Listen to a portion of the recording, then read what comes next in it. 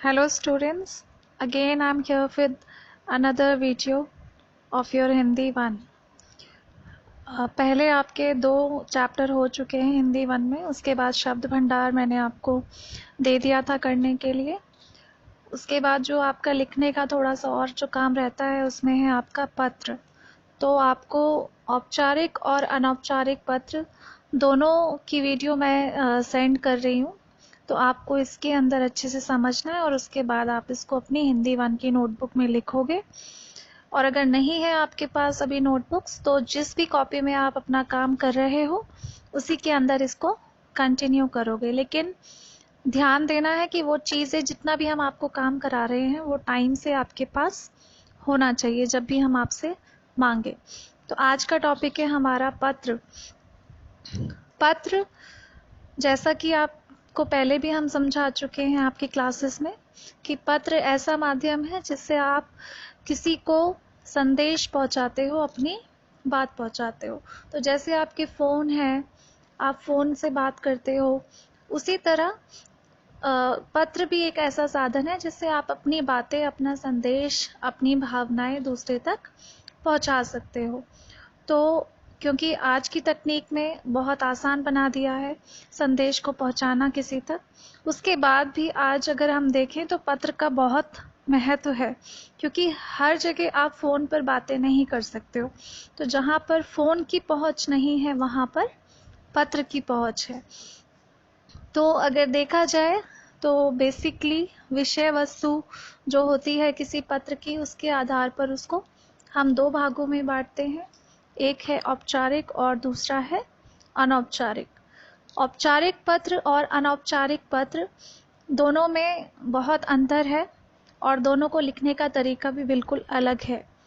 जब हम बात करते हैं औपचारिक पत्र की तो उसके अंदर सरकारी जो पत्र आपके लिखे जाते हैं या अर्ध सरकारी मतलब पूरी तरीके से जो सरकारी संस्थाएं नहीं हैं वहाँ पर भी लिखते हैं हम औपचारिक पत्र, या गैर सरकारी यानी जो सरकारी नहीं है। तो व्यावसायिक पत्र होते हैं जैसे आपके व्यवसाय से संबंधित, बिजनेस से रिलेटेड या कार्यालय से संबंधित, तो वो आपके होते हैं औपचारिक पत्र। अच्छा, औपचारिक पत्र में क्या होता है कि आपको एक औपचारिकता निभानी पड़ती है, फॉर्मेलिटी आपको निभानी पड़ती है। इसके अंदर आप ये नहीं कि जो आपका मन आया आपने वो लिख दिया। तो बहुत सोच समझ के शब्दों का चुनाव आपको करना पड़ता है और बहुत ही अच्छे तरीके से आपको पत्र को तरीके से लिखना होता है। तो इस वीडियो में मैं आपको औपचारिक पत्र के बारे में बताऊंगी कि आपको कौन सा पत्र करना है। औपचारिक पत्र क्योंकि हम शुरू करते हैं लेटर टू प्रिंसिपल, तो प्रधानाचार्य से हम स्टार्ट करते हैं जब भी हम कोई पत्र करना शुरू करते हैं अपनी क्लास में। तो आज भी जो आपका टॉपिक है वो आपका क्या है, आपको अपने प्रधानाचार्य को ही पत्र लिखना है, प्रार्थना पत्र, जिसमें आप उनसे अवकाश के लिए प्रार्थना कर रहे हो। तो जब आप पत्र लिखते हो, औपचारिक पत्र में भी पत्र को लिखने का अलग अलग तरीका है। अगर आप प्रधानाचार्य जी को लिख रहे हो तो उसमें आपका एक फॉर्मेट है, एक तरीका है, आपको उसी तरीके से लिखना होगा। औपचारिक पत्र में ही अगर आप किसी कार्यालय को लिख रहे हो, थाना प्रभारी को लिख रहे हो, या किसी बिजली का कोई जल बोर्ड है या बिजली का अध्यक्ष है उनको लिख रहे हो, तो या किसी स्वास्थ्य अधिकारी को लिख रहे हो, तो उसमें थोड़ा सा जो तरीका है लिखने का, जो फॉर्मेट है, जो प्रारूप है, वो थोड़ा सा बदल जाता है। तो आपको ध्यान रखना है औपचारिक पत्र में आप पत्र लिख किसको रहे हो, आपका जो प्रश्न है वो क्या है। तो जब हम बात करते हैं अपने प्रधानाचार्य को जी को आप पत्र लिख रहे हो, तो उसका एक जो तरीका है जो आप कक्षा 1 से समझते भी आए हो, आपको याद भी है, शायद होगा भी, आपकी प्रैक्टिस में आप अभ्यास करते रहते हो तो आपको याद भी होगा उसके बारे में।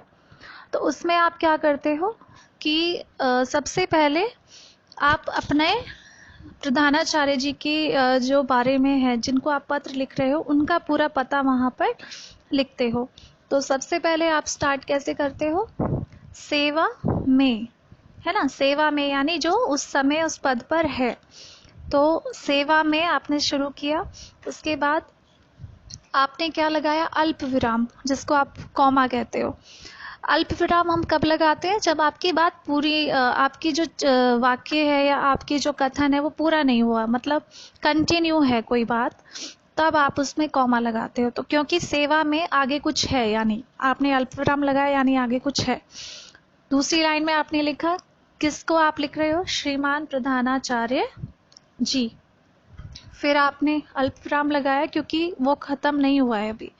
आपको पूर्ण विराम तब लगाना है जब आपका ये पता पूरा हो जाए, यानी जिसको आप पत्र लिख रहे हो प्रधानाचार्य जी को, जब वो पूरा हो जाएगा तो आप लगाओगे पूर्ण विराम। उसके बाद प्रधानाचार्य जी, कौन से स्कूल के प्रधानाचार्य जी को लिख रहे हो, तब आप लिखोगे अपने स्कूल का नाम। उसके बाद वो स्कूल किस शहर में है, ये भी ध्यान रखना है आपको, शहर का नाम लिखोगे, ग्रेटर नोएडा। फिर अल्प विराम लगाया आपने, और उसके बाद किस राज्य के अंदर वो है, फिर आपने लिखा उत्तर प्रदेश। यहाँ पर आपका एड्रेस कंप्लीट हो गया, पता पूरा हो गया। यहाँ पर आप पूर्ण विराम लगा सकते हो, तो यहाँ पर आपने क्या लगा दिया, पूर्ण विराम। उसके बाद एक लाइन छोड़ी आपने, एक आप लाइन छोड़ोगे बीच में, और अगला जो आपका स्टेप होगा वो क्या होगा, विषय। विषय यानी सब्जेक्ट, कि किस लिए आप पत्र लिख रहे हो। विषय का एक बहुत अहम रोल होता है औपचारिक पत्र में, ये कंपलसरी है और इसके मार्क्स भी होते हैं। आपको बहुत ध्यान से इसको याद रखना है कि पते के बाद आपको औपचारिक पत्र में क्या लिखना है, विषय।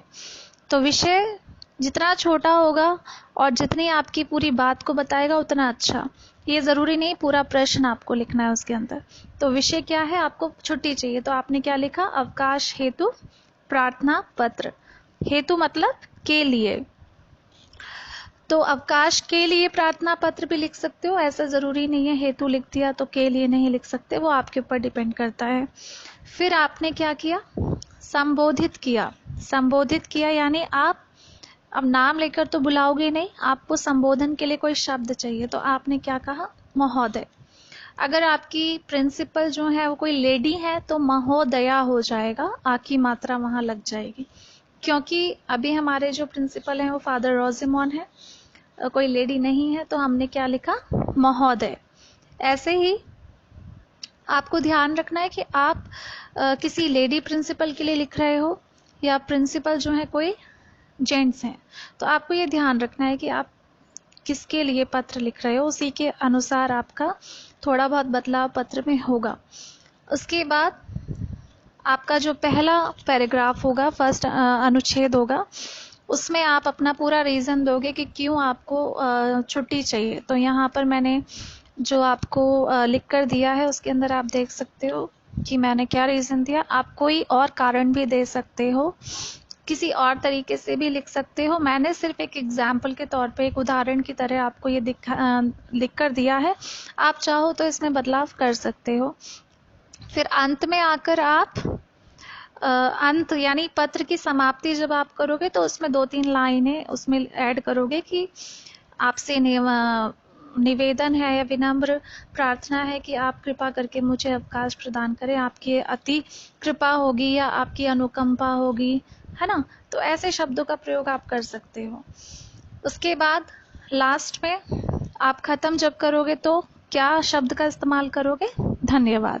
और धन्यवाद के बाद आपने लगा दिया पूर्ण विराम, यानी यहाँ पर आपका जो पत्र है, विषय है पत्र का, वो ख़त्म हो चुका है, यहाँ आपकी बात कंप्लीट हो गई। उसके बाद एक लाइन छोड़ दीजिए जैसे मैंने छोड़ी हुई है, और उसके बाद आप लिखोगे आपका आज्ञाकारी शिष्य, या लड़कियां लिखेंगी आपकी आज्ञाकारिणी शिष्या। ये आपको मैंने क्लास में भी समझाया है, तो आप इसको अपने अनुसार बदल लोगे। आपका नाम, जो भी आपका नाम है, अनुक्रमांक यानी रोल नंबर, जो भी आपका रोल नंबर है, दिनांक जिस दिन आप पत्र लिख रहे हो, मैंने 17 को लिखा है, 17 तारीख, तो मैंने यहाँ 17 डाला है। अच्छा, जब आप पत्र के अंदर दिनांक लिखते हो तो ये ध्यान रखना है कि आपको अवकाश चाहिए तो आप पहले लिख रहे हो पत्र को, तो उसके बाद की दिनांक आपको पत्र के अंदर दिखानी है। यानी जैसे मैंने 17 तारीख को ये पत्र लिखा तो मैंने दिनांक क्या दिखाई है, मुझे कहाँ से कहाँ तक चाहिए छुट्टी, 18 तारीख से 22 तारीख तक। ऐसा नहीं होना चाहिए कि आप लिख रहे हो 17 में और आप छुट्टी मांग रहे हो 10 तारीख से 15 के बीच में, और आपका मई के बीच में, और आप 17 मई को लेटर लिख रहे हो। तो ये ध्यान रखना है आपको, दिनांक का बहुत अच्छे से ध्यान रखना है कि आप क्या डेट लिख रहे हो नीचे और क्या डेट की आपने छुट्टी मांगी है। तो मेरे ख्याल से क्लियर है आपको, बहुत बार कर चुके हो आप लेटर प्रधानाचार्य जी को, मैंने सेंड कर दिया है आपको। ये अपनी कॉपी में लिखना है, और थोड़ा बहुत अगर आपको लगता है कि कोई कारण आप कोई और लिखना चाहते हैं पत्र में तो आप लिख सकते हो, कोई परेशानी नहीं है। और अच्छे से हम क्लास में करेंगे जब आप स्कूल आओगे, दोबारा ओपन होंगे स्कूल में, तो मैं आपको और समझाऊंगी औपचारिक पत्र में क्या क्या तरीके से हम पत्र को लिखते हैं। तो ये फॉर्मेट आपको प्रैक्टिस करनी है अच्छे से।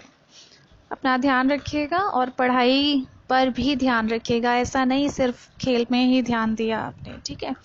तो कंप्लीट कीजिएगा, जैसे मैंने लाइंस छोड़ी हैं जहाँ जहाँ, वहाँ पर आपको लाइन छोड़नी है। लड़का है तो सेम, इसमें कुछ नहीं करना है, बस अपना नाम देखिएगा आपको जहाँ अपना नाम लिखना है। और अगर कोई लड़की लिख रही है तो आपको पता है, मैं क्लास में भी समझाती हूँ कि लड़कियों को कहाँ कहाँ कैसे कैसे चेंज करना है।